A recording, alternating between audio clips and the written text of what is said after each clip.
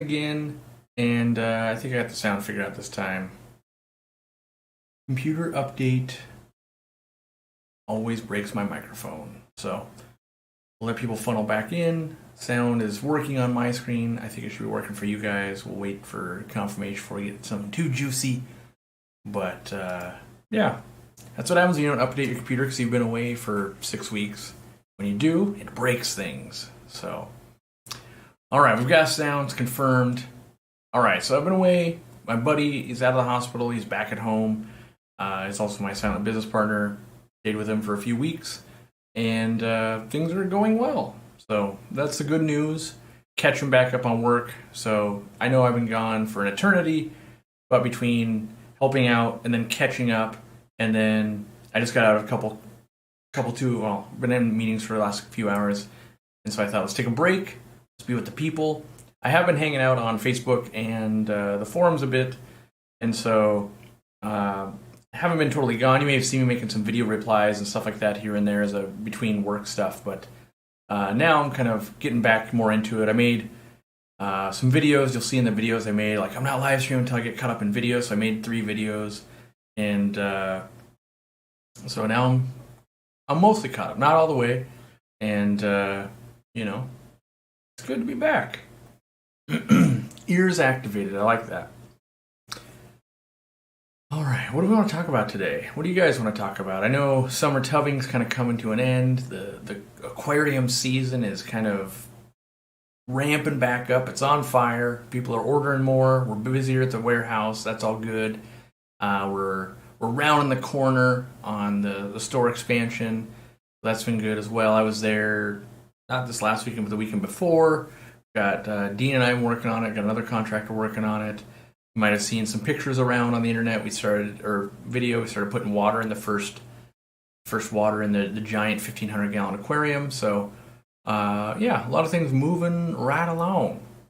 I know a lot of people probably still work just like me, but I said I would post a live stream in the members only stuff that I shared earlier this week, which if you're not a member, that's fine. But you know, you do get to kind of be more in the know, I guess, because you see all the communications and not just 70 or 80% of them. All right. Have I ever tried my hand at paludariums? Yeah, we used to sell paludariums in the store. Aquatop used to make some really cool ones, I thought. They never did well. So even though we had some on display and we liked them, sometimes you're just ahead of the market. Not that we thought, you know, we're ahead and we're a trendsetter. Mostly, I just think the public wasn't ready for it. Like now, you know, this would have been way before I was on YouTube and everything. And so this was over 10 years ago. And you didn't have people like Serpa Design and just lots of other creators doing really cool paludarium content. If you're following Jimmy Gimbal, you know, Jimmy that we know on the channel, even on his Instagram, he was posting about making basically a terrarium / paludarium setup this last week. And so I think now it's much more palatable to the average consumer to go, wow, I'm interested in that. And it's probably a decent time for stores to have some paludarium options in their stores. And I would say the correct amount is probably like one setup and some for sale, but don't dive into it too hard. I still think the bread and butter of the hobby is mostly fish. And so Paludarium does use fish, but I watch a lot of times stores will jump on these new trends and like, I'm going to become the store for that. And you can totally dominate it. And you realize you've dominated a space of 18. You know, you're like, great, you captured all 18 people in the market. Whereas like the fish, got 100 years basically of the fish market, and now it's 18,000 locally that you can sell to. So, okie doke. Let's see here.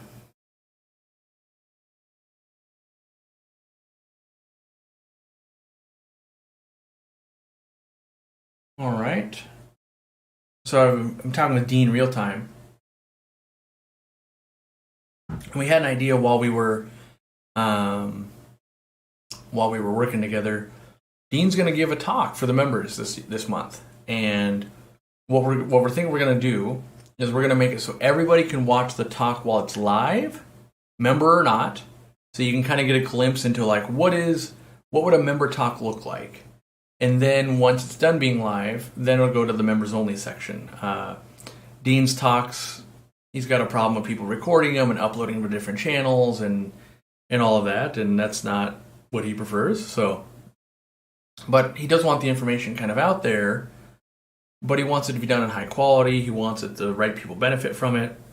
People have helped him put the talk, piece of the talk together, help craft the thing. Like, it's his baby, but if people support him, he wants to get kind of the benefits from it, including himself, right?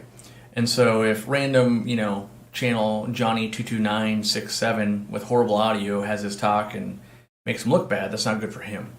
So his talk is, what is his talk? I gotta look it up. I gotta look it up on our own thing. Because I want to make sure I give you the right date.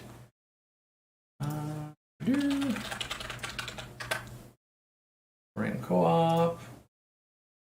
And we go to the members only.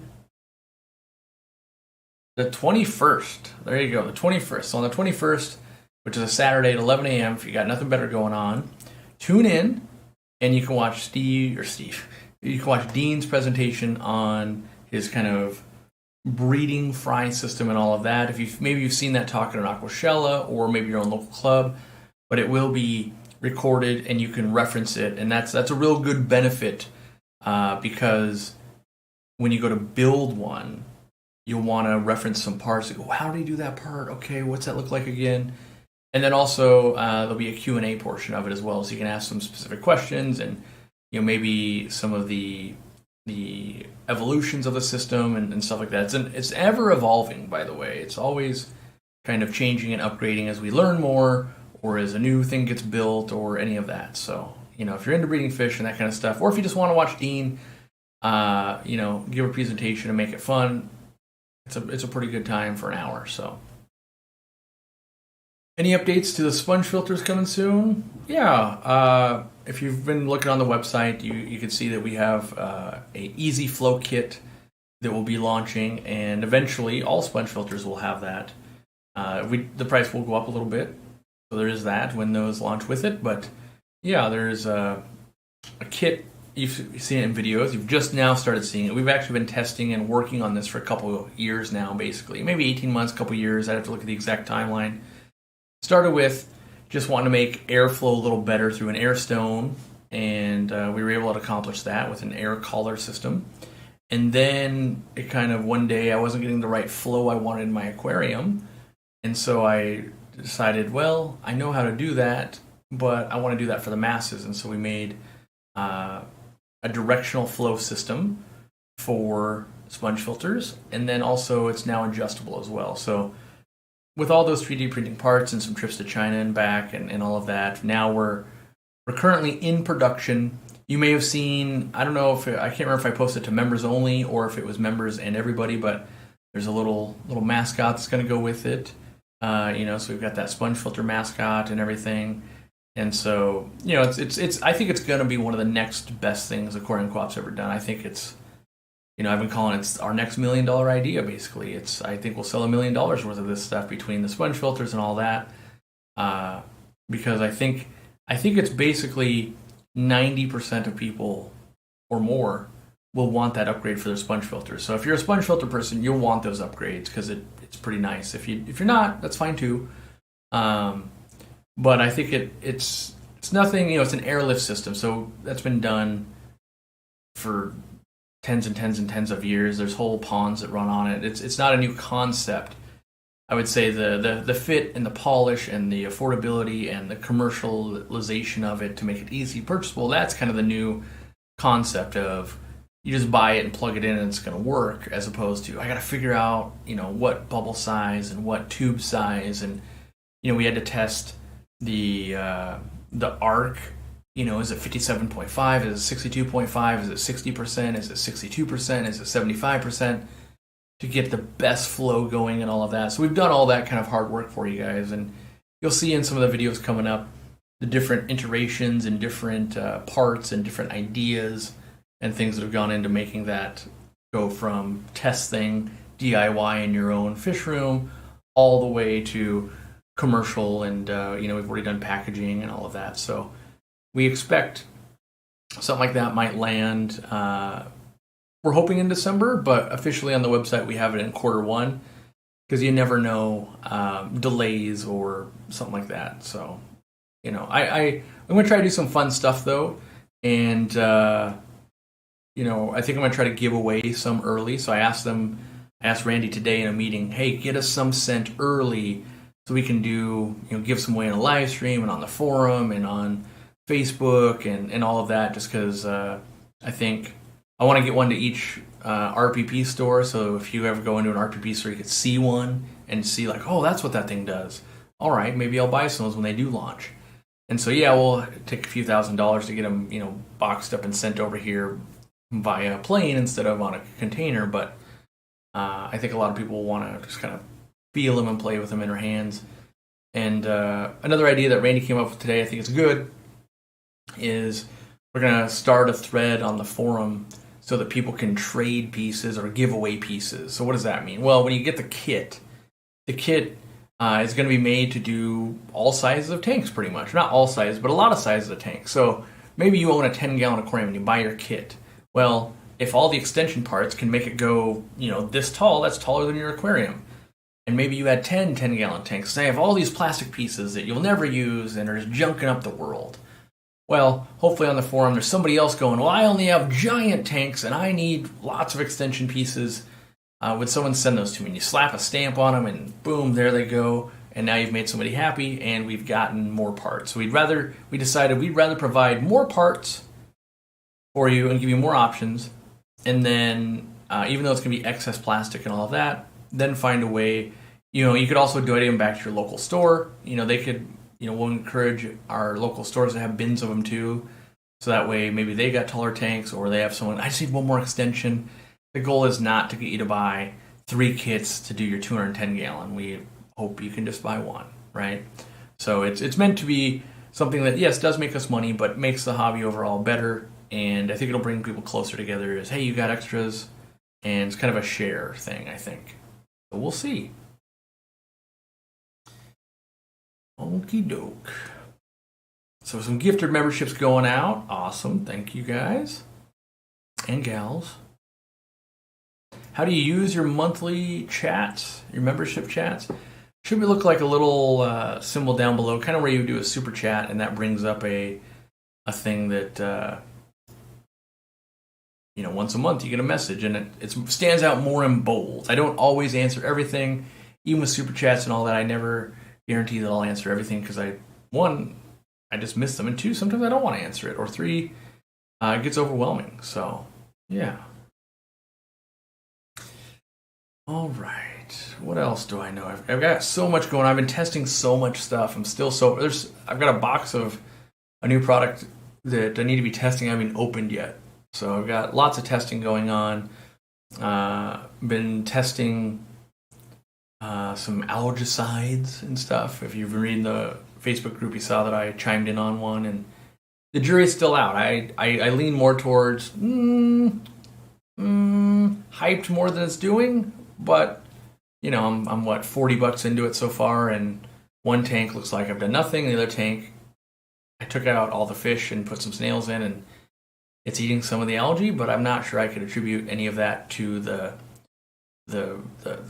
algicide stuff, but maybe it is all of it that. So, I can't really say one way or the other. So more testing to be done on that. That's not a product that we sell or anything. I just thought it would be a product that is being talked about a lot. And so if you guys are talking about something a lot and I notice that, I know eventually I'm going to be asked about it. And then I like to have my own opinion instead of, whether it's snake oil or not. If I've got use, I can say in my experience it worked really well or it didn't work or it half worked.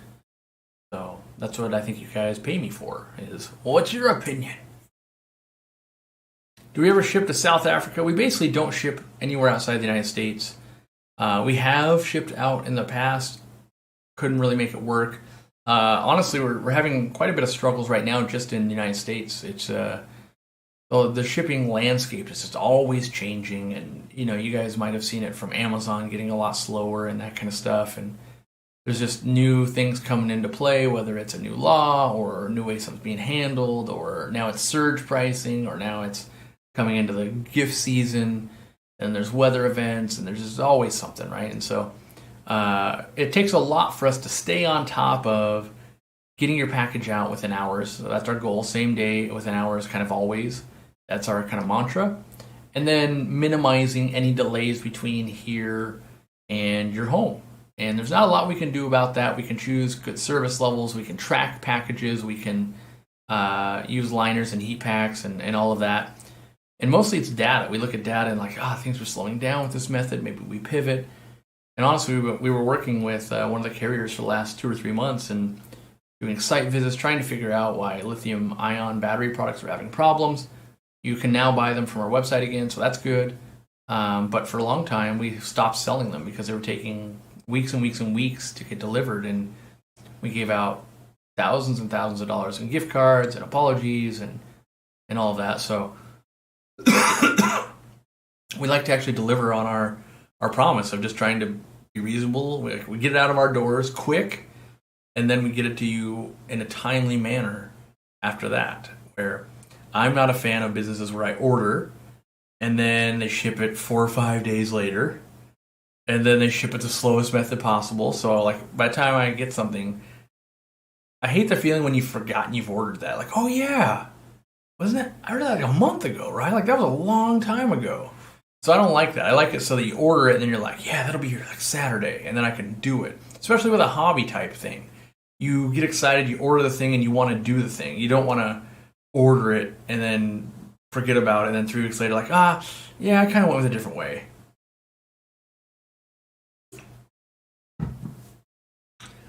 Do I regret making my hobby my primary business? I don't regret that, no. I wish it was something else.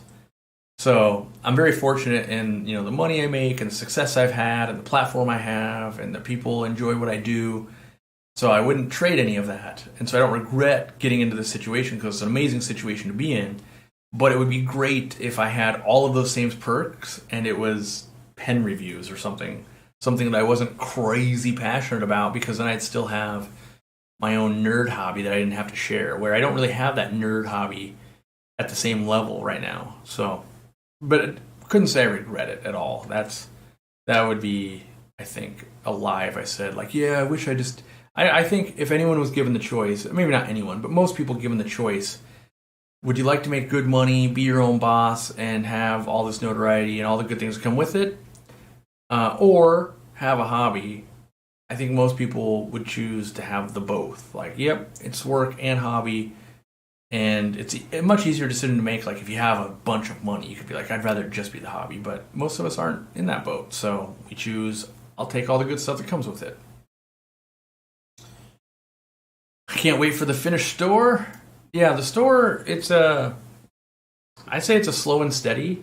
I did film with Dean there that day when I drilled the tank, so you guys will see some of the updates, but there's still some paint to go. We need to level the floor some. We need to do a little bit of staining like on the counters, a little bit more setup like filters and stuff on the 1,500 gallon. We had available to us today, we could be done in a week. But I said, I think the honest, realistic timeline is more like January 1st. Because there's things that we've ordered that just like, where are those? Like we ordered a big double freezer, right? Hasn't shown up yet. We've got the outlet wired in and everything, but some stuff is just like, well, it's going to show up when it's going to show up. And so could we launch the expansion without the big new double freezer? For sure, no doubt.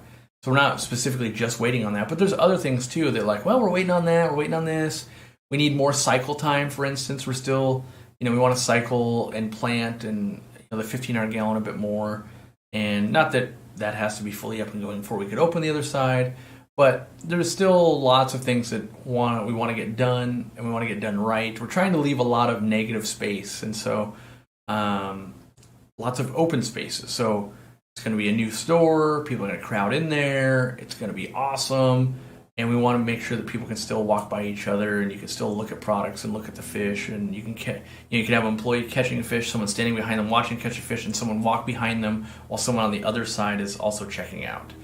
And so big aisleways and all of that, and just getting ready and making sure that we're going to have, what a very expensive store expansion is. Like, we hope it's going to be great. We've spent I'm actually asking the accountant to total it up some more, but I think I wouldn't be shocked if we're 300,000 or 400,000 into it, which when I started the store, I started it with 50,000.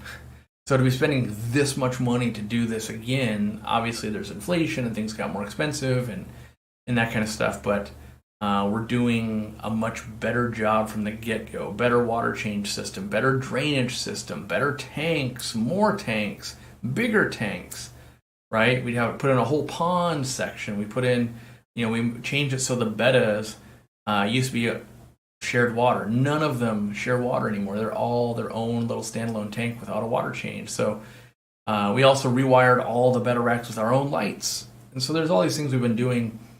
We put in extra dehumidifiers to keep humidity down and all that kind of stuff. So take everything you've learned running a fish store for 15 years, and that's crazy. I just realized I told someone yesterday I've been into this for 15 years, and then I remembered, wait, the company's 10 years old, and I ran a fish store for 5 years, and I was into fish before that, so it's more than 15 years now.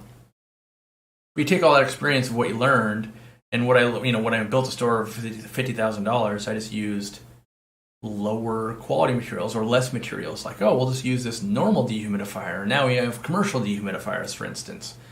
And there's other things I need to do still too. Like, we want to get the store basically done before I cut holes in the wall and try to set up the new Murphy camera and stuff, right? So there's still that kind of stuff that needs to get worked on still.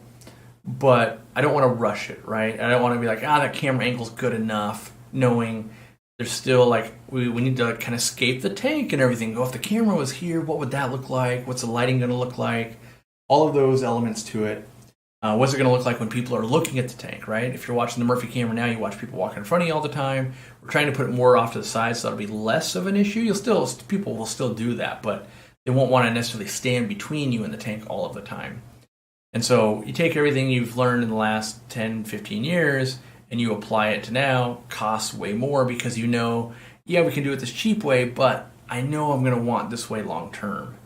And so, it just comes even to, we built, shelves on the walls longer for the air pumps, but we also know we want to put the battery backups for when power goes out, right? And so we built the shelves bigger and longer so we can do that on this side. And those battery backups are $1,200 each, and we need 2 or 3 of them. So everything just adds up when you're building. Also, the store we're building is twice as big as the original store. So if we were doing apples to apples, it would be like, this one should cost at least $100,000. The other one was $50,000. So bare minimum, it's twice as much as the old one. Do I still have a beef with Aquascape? Hell yes, I do. I don't really have a beef. I just don't like the types of ponds they build. They'll be like, look at this great koi pond we built. And then you're like, it's 12 inches deep. That's not a koi pond. And it's filled with rocks. You don't do that. So I think they build pretty nice looking water features. In my personal opinion, for what I like with ponds, I don't think they build good animal features where it's like, why not 6 feet deep for those koi and the turtles and that kind of stuff. And so, and I wouldn't say it's a beef. I just know that they've offered to build me a lot of stuff, not a lot, a few times, and I'm always like, no, thank you. Because I don't have a need for a water feature. I don't even really have a need for a pond. I have one, but my need would be towards a pond, and what they do is not towards that. They're more, it'd be more like, you'd make my grandma's yard look amazing, and she would love it. But as a hardcore fish nerd, it's the opposite of what I want, and so I just don't consider them to be koi ponds and things like that. When you join koi clubs and stuff, and you learn about backy showers and raceway showers and airlift systems, like, the whole pond filtration runs only off air. You learn all these cool things, then you go, we're not using any of that kind of stuff in those types of ponds. They look very cool, lighting's great, different sounds and all of that, but that's just not my style. So that's why I've always not worked with them. Let's see.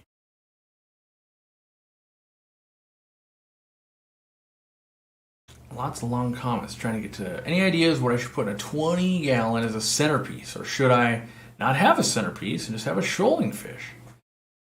I always end up having a centerpiece, whether it's a betta or a gourami That's not true. I don't always. I usually breed stuff. But if I'm setting up a, like a tank inside my house, let's say, usually I'll find a fish, and that most times is a gourami or a platy, or not platy, betta. And I feel like those anabantoids, which both of them are, work really well for that one solo fish that looks different and gets a name. Like, what's Larry doing today? As opposed to the shoaling fishes. But I run lots of tanks that don't have that centerpiece. I think centerpiece makes a lot more sense if you have few tanks. When you get more and more and more tanks, my opinion is most people don't just do more and more communities. They start going, oh, I want to build this and I want to do that. And I want to see a big school of this and that doing that. So, let's see here.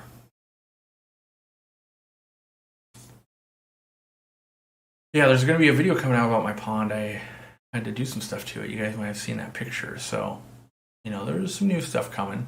Wanted to get caught up, get a little more of my video stuff coming in, a little more day in the fish room type stuff. And, yeah. Is there an overflow system that would work on a 20-gallon and under tanks? Mostly you just drill holes in it, which that's big and scary if you've never done it, and it can be a little bit even frustrating when you are doing it. But buying a hole saw, with diamond dust basically on it on Amazon for $10, and using a drill, you drill it, you'll break one, you go spend another $25 with tax at Petco, get another tank, you'll drill that one. Hey, I did it. All right, now you put a bulkhead in for another $5 or $6. You can buy that from us. By the way, I did learn, in my opinion, we have very good bulkheads compared to the ones we bought. We bought lifeguard ones. So for the store expansion, we bought hundreds of 2-inch bulkheads, these big bulkheads, and they were expensive. It was during COVID, and we were having problems getting any. And we finally started using them this year, and they are just garbage. We tried to get a refund on some. We can't even get the nut off of them, and they're cutting people's hands. Everyone's working with them, and we bought hundreds, and we got like 50 plus of them. They're just unusable, and then we go grab one of ours, and they're just a dream. You can spin the nut right off. There's no sharp edges. Like, it really makes me appreciate what we're doing, because it's such a simple product of just like, yeah, it's basically it's just a bulk. It's plastic, right? But depending on if you actually care about quality, it makes a huge difference. And so we weren't going to sell them because we don't want to sell, like, let's just sell the crappy ones to people. Like, even they're made so bad that the elbows we want to put in don't fit. Unfortunately, the staff is having to sand down every ABS elbow to get it to fit. Ours fit right in, fits like a dream, right? Because we have that attention to detail and we want the quality. So but we can't sell them or anything. Like, we're not going to pawn them off on you guys. We just force ourselves to use them. But unfortunately, now we make our own. So if you guys need bulkheads, we make rad ones. But at the time, years ago when we purchased them, we started this project going to start collecting supplies. Because during COVID, when you need 2-inch Ys and you need 400 of them, that's hard to track down between all the Home Depots and the Lowe's and all of that. So we'd order everything in bulk to get ready. So when we're ready to do that part, we're not spending, a bunch of time trying to track them down. We just build. Are there Secret Dean videos I can watch as a member now? Yeah, there are actually. I don't know if quite a few is the right word, but at least a handful. There's one where we make guacamole. There's ones about his fish room, different build, DIY stuff, but not a ton. Like, we're not. I guess that's the thing. In membership, we're not holding a ton back. Imagine you're getting like, and I don't know what the real number is, but you're probably getting 90% of everything we do for free. And then there's that 10% extra that really a lot of it is, this isn't really good enough for prime time. Like, you got to be a super Aquarium Co-op nerd to enjoy this. And so it'll go into the membership stuff. I seem tired? I think I'm okay. I don't feel extra tired. I probably look it just because I've been, working and doing all that, but I don't feel extra tired or anything. Let's see here. What's the best oddball fish that's easy to care for? What is something that's kind of weird but just like stupid easy? Probably bichers. Bichers are just, you put it on the ground, it'll eat it. They're not very hard to take care of. Let's see. I'm going to be getting into breeding fish for profit. I was wondering, what can I do to ensure that my fish are more valuable than someone else's? Reputation. So it's like anything, really. Like brand reputation would help. Quality helps, right? So are yours brighter color, or are they bigger sized, or are they just more healthy, or, you know, is it a morph that no one else has? And then you can do the service ads, right? And so what is that? That's like, oh, I deliver on any day you want. I take credit card. I replace any deaths over the first week. Whenever you buy 12, I give you a 13th free. Or, I always reserve this many for you because I know you want about this many each week, so I breed enough to keep you filled. I don't sell to your competitors. I don't sell to your customers. All those types of things. And that's what all businesses basically try to do. They try to establish a brand, so, okay, that's a reputation. But what is the reputation? Like, I hope ours is quality products they stand behind, they ship quickly, they actually care, they're moderately priced, like a value shopper, So I go to Costco because I feel like I'm getting a better value and I can trust that, that kind of stuff. And so that becomes our brand, and that's what you would want to develop as a brand. Yeah, you're selling fish, but maybe your fish are healthier and bigger and a different morph than anybody else has. But in 3 months, maybe now you have a competitor that does have all that. And so hopefully the reputation and the longevity you've built with the store keeps them buying for you. Even if the competitor's selling it a little bit cheaper, you want to, give them the razzle dazzle with all the customer service stuff. Just make it easy on them. So people focus on, maybe just getting a rare fish and people will buy it. That's the easiest part of it. If it's just insert $1,000, come back with rare fish and breed it, that's the easy part. The customer service and making it easy and all of that. Like plants, in principle, very, very easy. In practice, very, very difficult. Fish, even more difficult. So it's always a work in progress. And I think any business should be. Just, even if you're the best, then you compare to yourself. We do that all the time. If we think we're the best at one thing, we go, okay, like, for example, I thought my sponge filter was the best. And then I thought, but I can make it better. So we do. We keep doing iterations on all of our products. Not that we think all of our products are the absolute best. Sometimes they're just the best fit for me or my style. But we don't play the game where, well, hold that back until the competitor comes out with a better one, then you can one-up them. We don't mind one-upping ourselves. And most companies don't like to do that. They like to save the R&D and we'll save that so we can launch it later. Any tips on the banjo catfish? Feed them when the lights are very dim or off. They basically don't move. You can kind of pick them up in your hand. They have to burrow in sand, and whenever we sell them in the store, I've kept them. They basically just don't do anything. So a lot of times we don't really keep them in the store much anymore because all the kids and some adults will be like, "Oh my gosh, you've got dead fish over here!" Like, no, it's just a banjo cat, and like, look, I can pick it up, and eventually you get it to swim. But it's not worth having kids in your store screaming, "There's a dead fish over here, Mom!" Like that. Just overall, if people don't know what's going on, that just makes it seem like you're a worse off store. And so banjo catfish are kind of notorious for that. Same with chaka catfish as well. Kind of cool looking animals to own, but not very active at all. So, but that's interesting in its own right. The fact that I know all these things about and I played with them, there's something worth it. Just to learn about a fish is fun. But it might not be a fish that you want to keep the next 20 years, but you might go, wow, I had a lot of fun with that for the first 2 or 3 months, and then I moved it on to someone else that could learn about it. So, what's the most expensive individual fish I've ever bought? If it was a fish, I think it was an albino arowana at $1,000 back when they were new. I think as far as just an animal, it would be my fly river turtle. I think that was $3,200 or so. Yeah. So, not cheap, but I do love my fly river turtle. I need some advice on my albino koi guppies. I've noticed their condition has been deteriorating over the last few weeks, but I've not lost any. They seem to hover at the surface all day. So that's when I can spot live bearers, like they're just not happy. And there's, you know, they can get busy thriving or they can get busy dying. And when you notice they're not thriving, that's the point when, like, someone who works with guppies a lot would know, like, these fish just aren't doing well. And if I don't do anything, they will just peter out and die, and that'll be sad.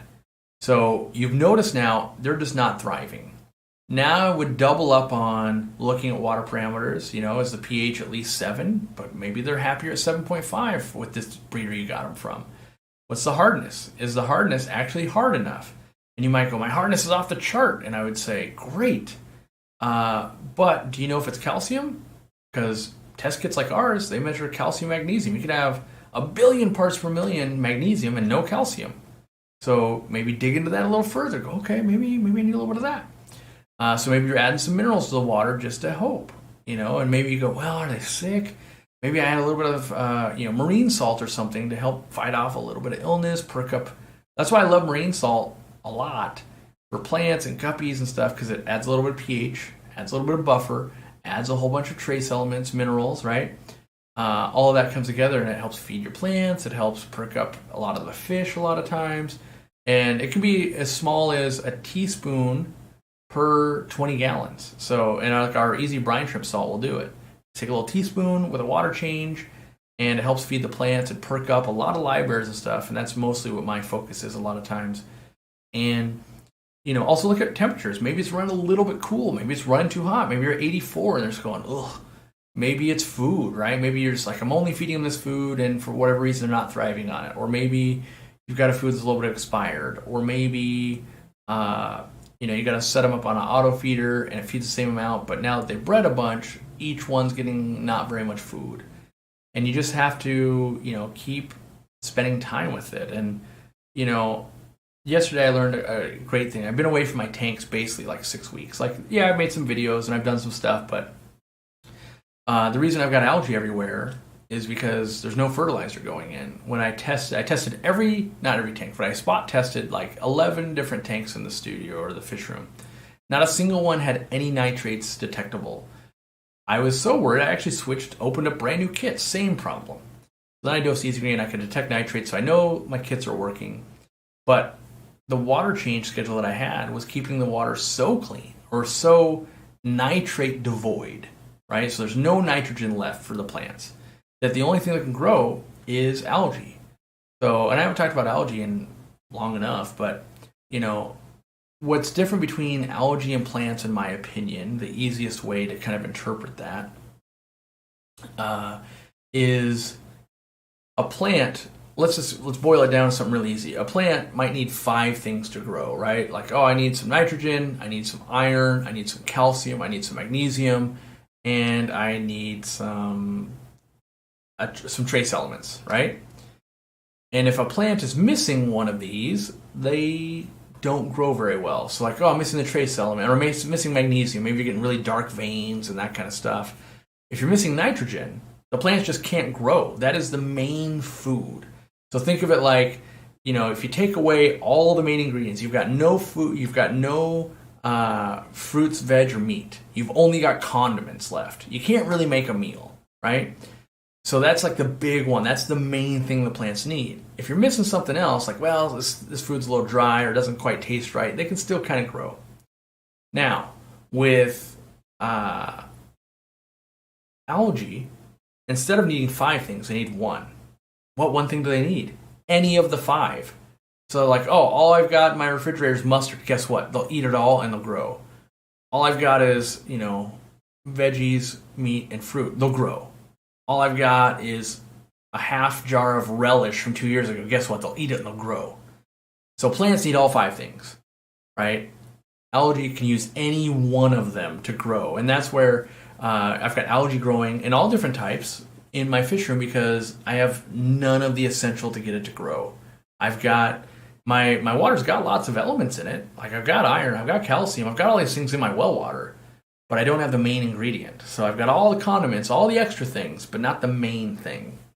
And so I need to be dosing more easy green, or I also need to relax the water changes. So I can up the amount of food I put in, I can turn down the water changes, and I can add more easy green to hopefully get it to where, hey, I've always got like a pound of meat in the fridge to make something with. That's what you want your plants. I got something, I got the base to start a meal always. And when you don't have that, though, that's where they really fall apart. And that's what I've got going on in my fish room is water changes are easy. They're all automatic. I don't have to worry, but they don't have any of the big building block they need. There's none of it for any of them. They get little, they get little bits. They get little bits when I feed, but I need to feed even more. I need to up the bio loads more, or I need to put more easy green in. And so I'll probably just be putting more easy green in while I build fish populations up more and more. If I was to walk into your store and sell my fish, how would that conversation go?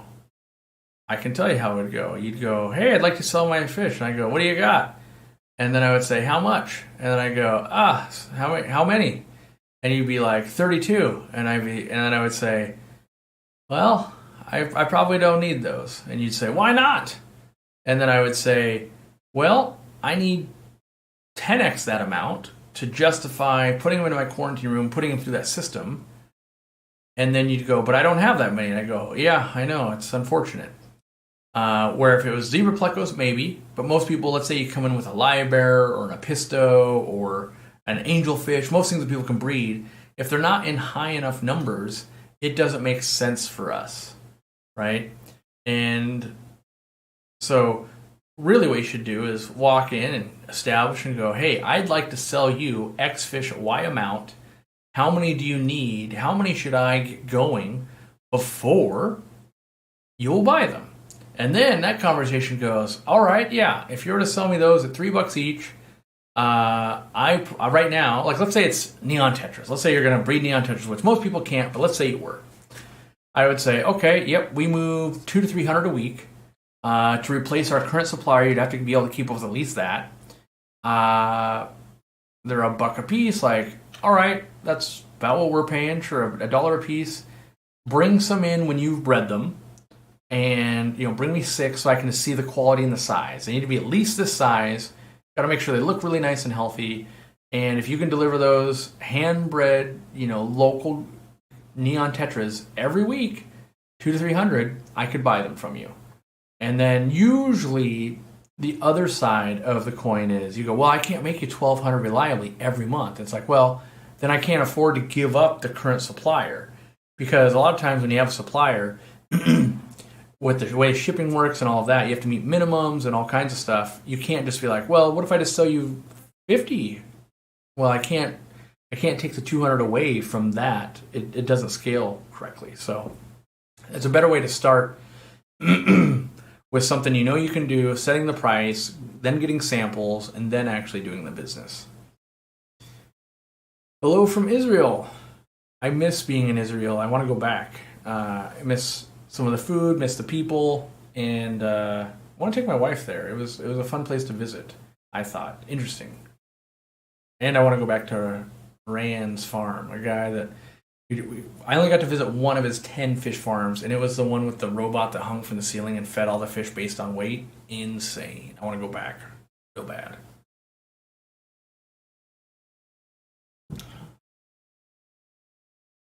All right. I remember 4 years ago when everyone wanted to sell fish. Everyone wants to sell fish every day, all day long. If you answer the phone, I would tell, maybe that's what I should do. Like, you want to sell us fish? Answer that phone for a day. And they'd be like, every third call, someone wants to sell you fish. Like, yeah, there's no shortage of people wanting to sell fish. It's purely trying to cut through the people that, like, oh, they got too big, I want to get rid of them. Oh, my grandma's got all these big koi. They're worth like, my neighbor says they're worth $1 billion. I'll sell them to you for $500 million. There's all these things like, well, I know you guys sell this angelfish $30 and I got 80 of them, so you should give me $1,000. And it's like, well, no, because we got them from this source, and or we're already breeding them, or oh, we have too many, or oh, the market's saturated. But you'll learn that everything has a value when there's a buyer. The problem is, like what a business is it's their job to know when are the buyers, how many are left, and what price are they going to buy them. That's where a lot of the money is made. You know, it does take work to build a fish, to make a fish. But that part is the easy part in comparison to knowing who to sell it, for how much, and when, and why. Those are actually the harder parts, in my opinion, because lots of breeders can make tons of fish. Not lots of breeders can sell tons of fish. Otherwise, fish stores wouldn't exist. Like, we're basically just, and that's why there are lots of fish stores that are like home breeders become fish stores, because they realize like, oh, the real part of it is actually selling the fish. And if I had a retail store, I would sell more of the fish, and I get more money for them and all of that. And so, but then eventually you get so good at that, you don't breed your own fish anymore, because you realize there's thousands of people that will breed me fish. There's not thousands of people that are good at selling them and interacting with the customers and handling all that part. Let's see. Yeah, it's so easy to build a fish. They don't even have wheels. That's right. Well, I mean, honestly, if you think about it, there's a decent amount of fish that just breed on accident. Live bears, African cichlids, plecos. Like, there's a lot, even tetras, emperor tetras and other types of tetras, black neons. If you just have a nice going tank, they will just make more, right? And so imagine, like, maybe you got a yard and there's bunnies, and they live in the woods and all of that. If bunnies were worth a lot of money, everyone would have excess bunnies. Like, oh, I can get you some bunnies. You're paying $100 each. I got 8 of them right here. Not everyone's buying bunnies, so they kind of just live there. Same with cats, like stray cats, right? They kind of just make more. And so the hard part is not making more cats. It's finding them suitable homes. I'm going to say buyers or adopters, however you want to look at that. That's actually the harder part of the equation, the physical making of cats. Nature just does that. Like, put cats over there, come back, more cats. That's what fish do. Not all fish, but there are lots of groups of fish out there. And so that's usually the first conversation is, are you at least making a fish that isn't for like a store? If I just put fish over there, make more fish, I don't need the person anymore. So something that would take a human interjecting themselves in there to make the fish, that something like rams, for instance. Usually someone has to, rams and discus and maybe clown loaches and things like that, knife fish, somewhere where humans have to get in there and help that process, those fish command a lot more money. When it's feeder guppies, you're like, what do you mean they're worth 3 cents each? Like, yeah, dig a big hole, fill it with water, put in 1,000 guppies, come back in a year, you have 9,000 guppies. Sell 5,000 guppies, come in a year, now you have 20,000 guppies. Sell 15,000 guppies, come back in a year, you got 20,000 guppies again. So that kind of stuff, you just have to harvest it. So it's not too difficult. But something where you can't mass produce on that scale of dig a hole, put in fish, come back, collect fish, those generate a lot more money. Convicts are underrated in your book? I agree. Convicts that have nice finish, which you almost never see, are beautiful. Convicts, they breed so easy and they get so packed in their tanks that they don't develop the long streamers on the fins. Both normal convicts, pink convicts, marble convicts, they all look really, really cool. And they're very cool fish. And I think they'd be worth a lot of money if they weren't so easy to breed. And so that's I would say that's really like dogs and cats. Imagine if dogs and cats were super rare and expensive. Everyone would be like, oh, I wish I could get a dog. They're $400,000, but wow, are they so cool, right? And they would be worth it. When you owned a dog for $400,000, you'd be going, but this thing is amazing. It comes when I call it. It cleans up crumbs off the floor. It loves me all day. It protects me. It does X, Y, and Z. This thing's amazing. But the fact that they breed so easy, and we have so many dogs, everybody pretty much has a dog that wants one. You can pretty much just have one. And that's amazing. That's convicts. If you want them, you can just have them. Someone's got more than they need in your neighborhood. Like, that's just the way convicts are. And they're not kind of put up on the pedestal and be like, wow, this is actually a crazy, amazing fish. The concept of a dog in your house is pretty mind-blowing when you just think of like, yeah, there's a piece of nature that lives in my house and it meshes with me so well. I've talked about this in past live streams. The fact that we can keep slices of nature underwater and all of that in our homes is kind of an amazing human feat. And so when we mess up and we kill them, that's kind of to be expected because we're doing something so extraordinary that wouldn't normally happen, and I think we don't have the choice for that for all animals. Like with a bird, for instance, most people, you have a cage, but that's not really a biotope, not a biotope, but like an ecosystem you're setting up. It's mostly like, yeah, you clean it and you keep it and it's alive. But with fish tanks, you're actually creating that ecosystem and you can get it self-sustaining and all of that. And I think that's actually kind of a true slice of nature you can kind of pull into your home and observe it. And that's why I geek out of like, ooh, it's planaria. I wonder what that worm is. Look, ooh, I got seed shrimp. And yes, I've got these cool animals that I bought, like, ooh, look at this fish, and this is cool, and that had babies, I'm trying a new food, and all of those parts are fun. But I even enjoy like, oh man, I got algae. All right, what can I tweak in this system is going to fix that? So yesterday, I turned down my water changes. I turned back the lights from 10 hours to 8 hours because I'm not in there as much at the moment. And I'm going to increase the amount of food going in and the amount of fertilizer going in. So I'm doing a lot of changes all at once, which is always a bad idea. But I've got a lot of aquariums and I want to see them turn the way I want them to go, and I got to monitor them. But I get to play with all of those elements, which is really cool. I also added a bunch of snails and other things in there, and I get to see the effects of different stuff. I'm really excited to see. I think this, in my opinion, I think it's going to become a new known thing in the hobby.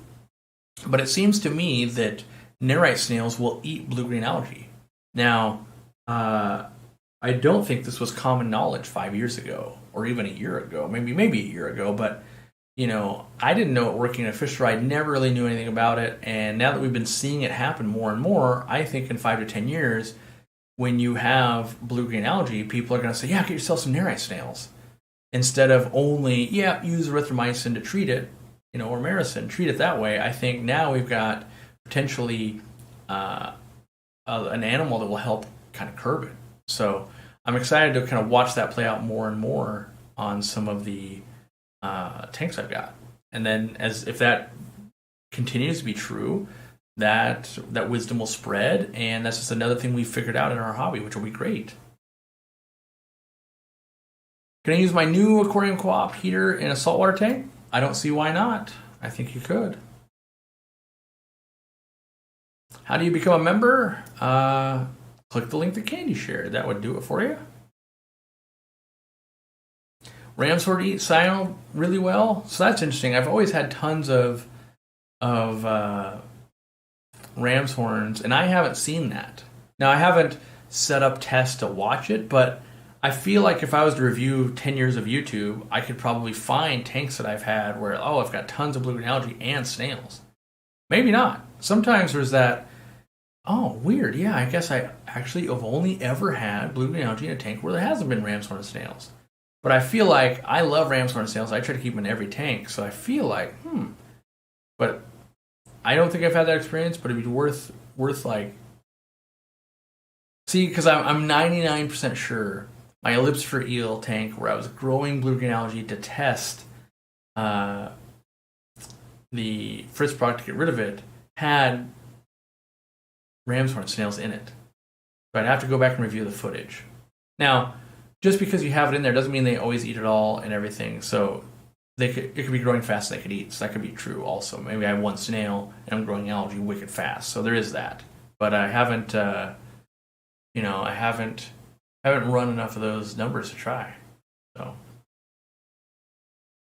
Johnny at Dan's Fish says, we deal with a lot of cyano. We just throw in a handful of ram's horns and they clear it out in a couple of days. Yeah, I don't know. I haven't analyzed your guys' tank setup there in the warehouse. Maybe bare bottom and like maybe in one of my aquariums, and I don't know how you're set up. Maybe they're like, we've got all this food. We can snack on the sponge filter goodness. We've got gravel. We've got wood. We've got these things. And maybe it's like they eat those first and then blue-green algae. I don't know. Got some learning to do. I hope. How easy would it be and how good would it be for Team Snail if ram's horn and nerite snails cleaned up those types of algae? People would be asking, hey, I need more snails, instead of how do I get rid of them all? I'm Team Snail, though. I want snails. All right, are we at an hour? We got about 5 more minutes. I got stuff I still got to do today. So I told myself I'll jump on for an hour, and then I'll get back to work. Which this is work, but the other work on the checklist I got to do. Is 75 gallons big enough for juvenile baller sharks? For small baller sharks, they're like 3 to 4 inches. Here's my response. Will you physically keep them alive? Yes. Will they be happy? Probably. Will they be bouncing off the walls and everything? Yes. I couldn't keep baller sharks to what I felt is them being happy. Everyone's going to have a different thing.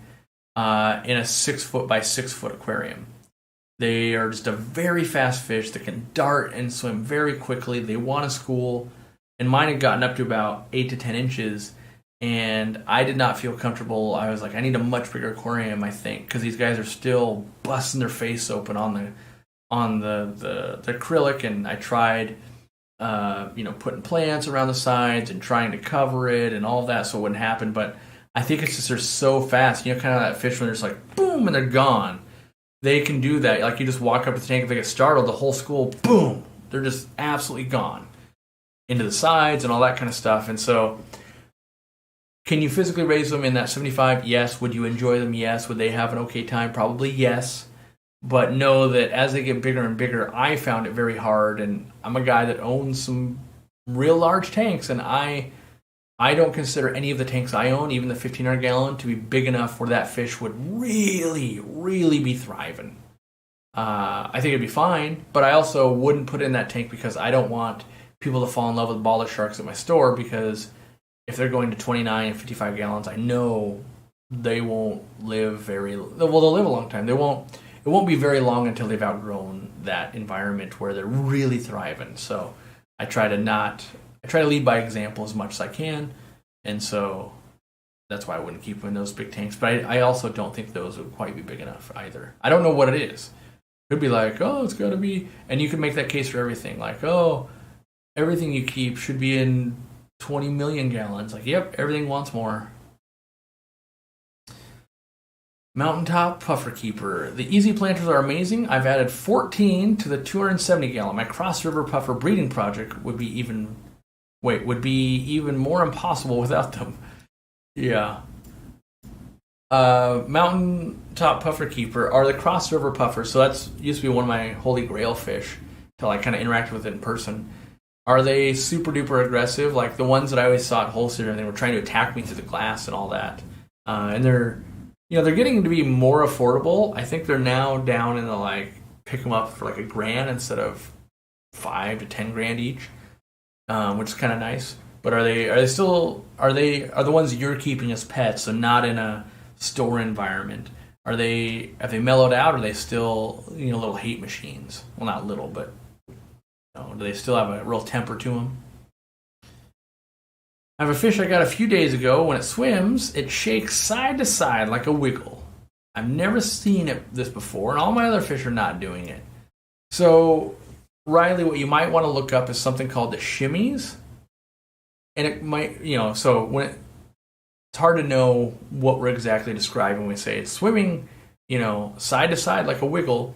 Something like shimmies, that's usually, if it's doing that, a fish isn't very happy. It could be wrong water parameters like temperature or hardness. You see it a lot with live bears. So maybe you have a tank of neon tetras and you put a molly in there. Well, what makes the neon tetras really happy would be, the stuff of nightmares for that molly. It's going, this pH isn't high enough and there's not enough hardness in here. And so their body organs start to shut down and they do the shimmy. And that's just what they do. And when you get them back into water they like, they don't do that anymore. So it could be that. Otherwise, if it's something different, maybe it's a neuro problem, like something's going on with their brain, or sometimes when you get a fish that's got a broken back, it can have those problems. That can happen with maybe hitting the side of a tank. Like a baller shark could do that. If it hit it really hard, it can break its back. You can get damaged if someone's being too hard while catching them at a store. You can break a back. Get trapped in a bag in transit, get broken. Could get bigger fish could chomp on it a bit, do some damage. But I would look into that shimmy, and that's the most common. So that's probably 80 or 90% of what you're describing right there is probably that shimmy. And then there's the other 10% like, well, maybe it's that either brain thing or a back issue, which are both kind of hard to, posting. If you can get a video of what it's doing, putting it on the forum or Facebook, people can chime in and go, hey, that looks like XYZ. Right now with words, sometimes, your side to side, like a wiggle is more like, oh no, that's like a curlicue or a shake or a, because that side to side wiggle might also sound like some fish will just shake their head to breathe, for instance. So once you see it, you can kind of know. Am I still breeding the world's best guppies? I did get some from John Oliver again to bolster up my stocks. I've got them in the fish room, but I haven't ever bred enough to bring them into the fish store. So none for sale in the fish store. For over an hour. Let's see here. Do you think I should proactively treat my rummy nose with ICX or wait and see? That's, everyone's got to answer that question for myself. I can say this. We bring in a few hundred rummy nose tetras every week. We treat them with ICX every week. Not the same fish, right? Obviously, it's like a new batch, new treatment. Not just like, whether we sell them or not, they're getting ICX. No, it's they come in, they get ICX. That being said, they're coming from a wholesaler for us. So, the odds of which a fish might get sick from a wholesaler are higher than a store, or should be, right? And our fish get shipped to us. So, and maybe this is a big project I should work on that would be kind of cool. Like, create a risk factor chart. So, like, where am I getting the fish from? Local breeder, local store, local wholesaler. But then there's remote sellers. So like, they got to get shipped. Is it remote local breeder? Is it remote local store? Is it remote wholesaler?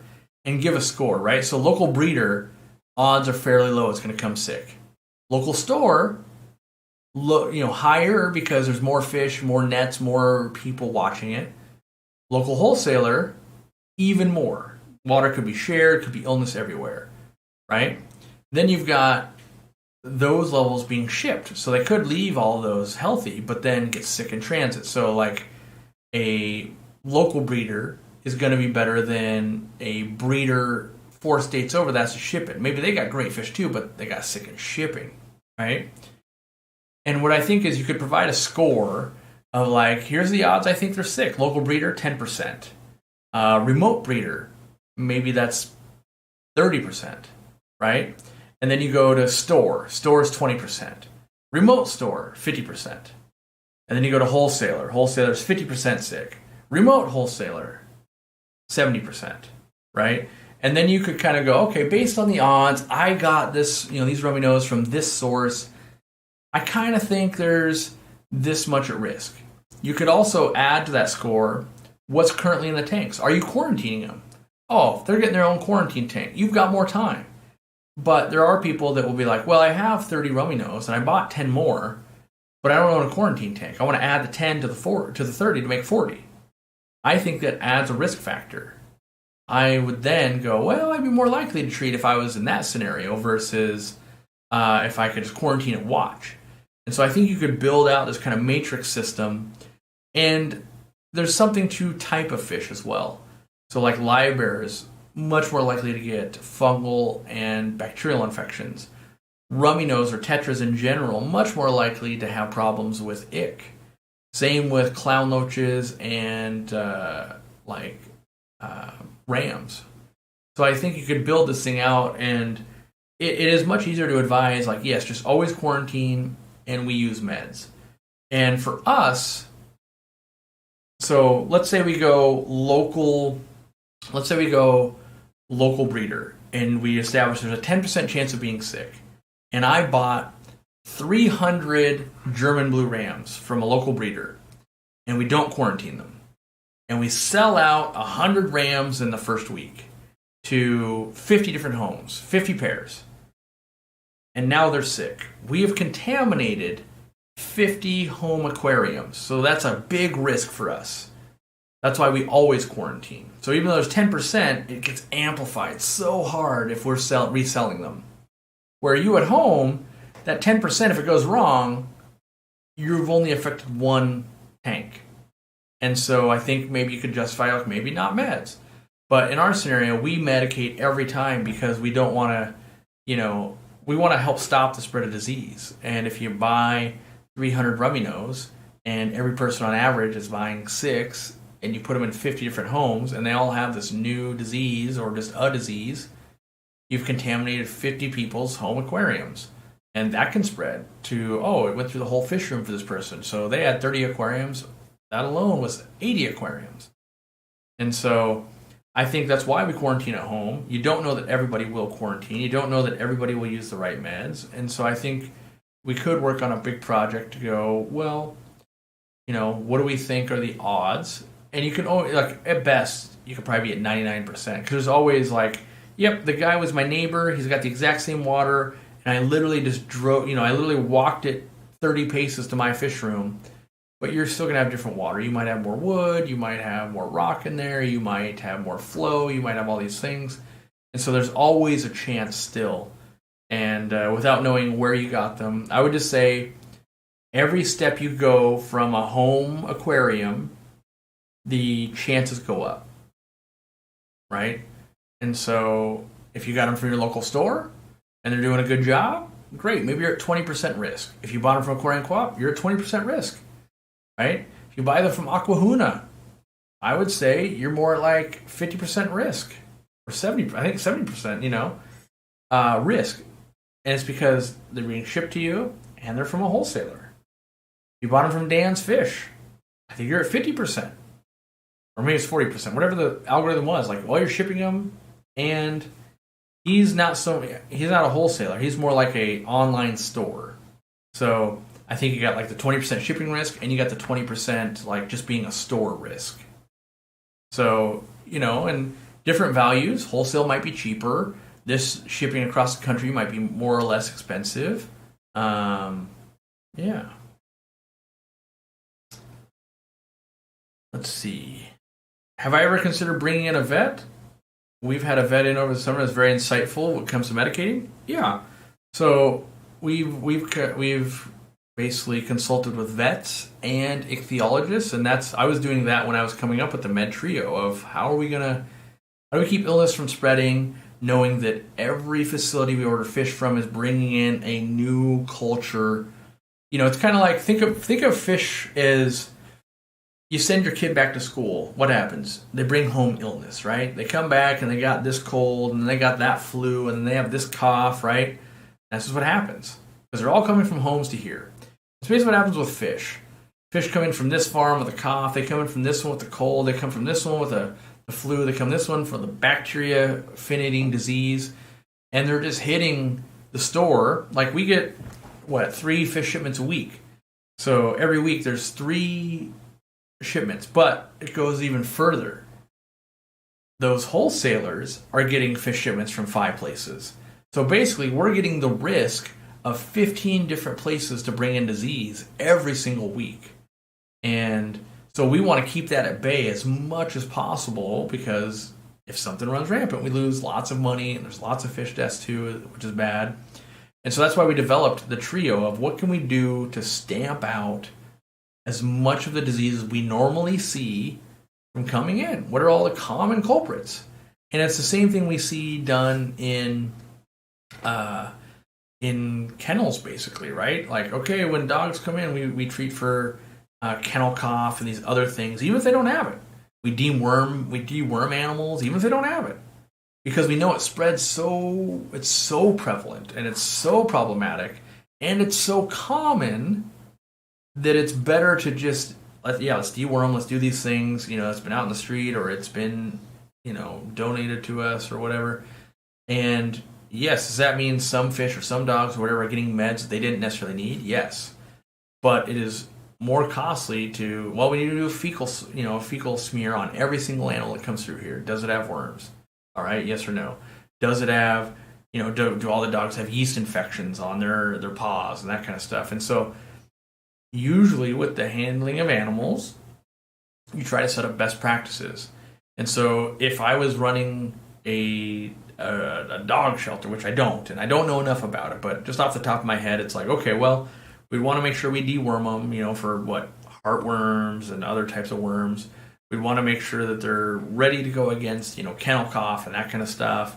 We want to bathe them. Let's, try to use some shampoos that can deflea them and maybe have some properties in it to help against, fungus and stuff on the foot pads and that kind of stuff.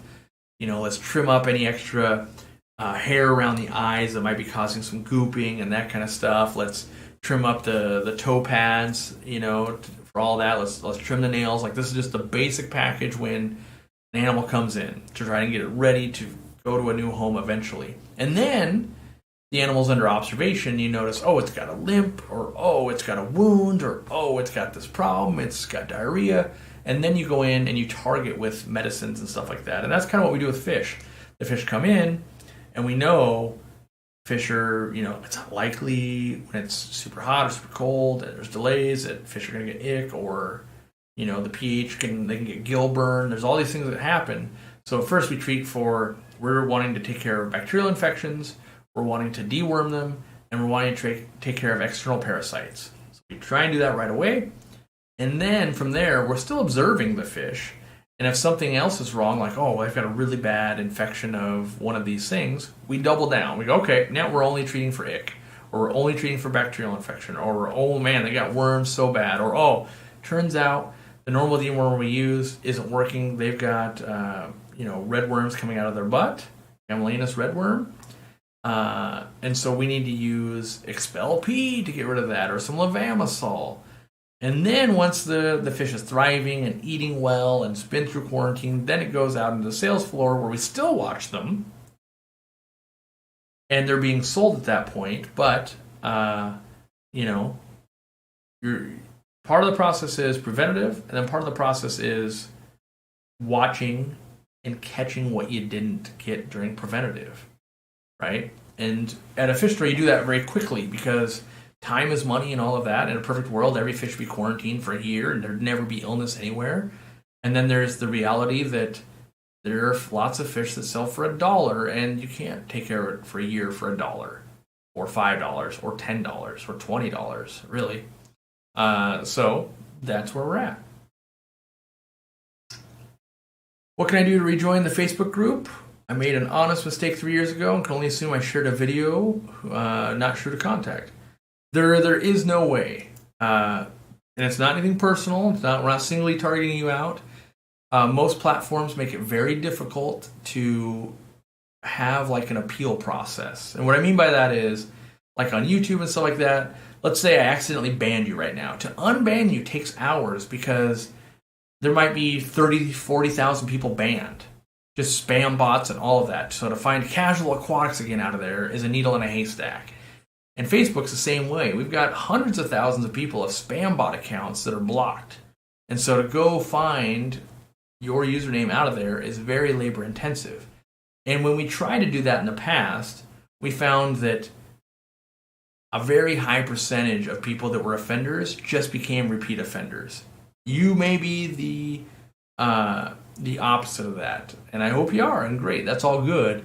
But just know we have no system. We're really in this, unfortunately, social media has gotten so big for us that it's the one and done scenario. So you can be, go to the forum, go to anything else we launch in the future. You're here in the chat, like all of these places, comment sections. But honestly, we won't spend the time, and that'll sound callous, but it'll take take way too much time and money to do that. And then when we start doing that, you just get more and more people going, oh, I get a second chance. Why'd that guy get a second chance? I want this. I want that. And it spirals out of control. So, it's unfortunate. And, we do have people read rules and we realize there's mistakes. And, a lot of times it's either A, so wrong that it can't be the group, we just ban you instantly, or B, it's like, well, it wasn't just a one-time occurrence and it was more than once. So, and I don't know about your particular situation, so I'm not saying that to you. I have no idea, but that's our stance on it. So we We try to help as many people as we can. If I spend 3 hours trying to unban someone, that's 3 hours I could have been answering questions. Do I ever put medication in Repashy? I haven't. I wouldn't say I wouldn't. I just haven't. Yeah. Let's see here. Do you med the fish that you have bred yourself going into the fish store? I personally do not. My team definitely can, but so the way I treat it is I treat everything that comes into my fish room just like we do the store. And so I treat my fish room as an extension of the store. And so when I bring stuff from the store or from home to the store, I don't treat. Also, when I bring stuff from the store home, I usually have them quarantine them and hold them for like a month and really, really, really treat them. Because in my scenario, I know, like for instance, I know I asked for LDOA 08 dwarf clarial plecos. I asked them to order some of those for me. And I asked for some Hestatus corridoras. Those hopefully will come in this week or next. And I want them to sit on them for 3 to 4 weeks because I want them to make sure they're tip-top shape and they've been through meds before they come to my house. Because at my house, I think, oh yeah, I got the time. But then they come in and turns out I get pulled on a project. Like I know we've got a cargo container coming. I know we've got other projects and stuff. And pretty soon I don't notice that they're getting sick. And so I have them quarantined at the store for extra long before they come here. And I have meds always at my house too to actively treat if they came down with something as well. But yeah, when fish come in, I quarantine them for a long time. And then also in my fish room, the only time they cross-contaminate is nets. And we rinse the nets between each net, but I don't really move stuff. So when like a fish comes in and lives in my fish room, it lives there for years typically. Not so much like, well, bounced around or anything. So usually I know like, well, this fish has been in my care. We've bred it for a year, and now bringing it to the store is a much different thing.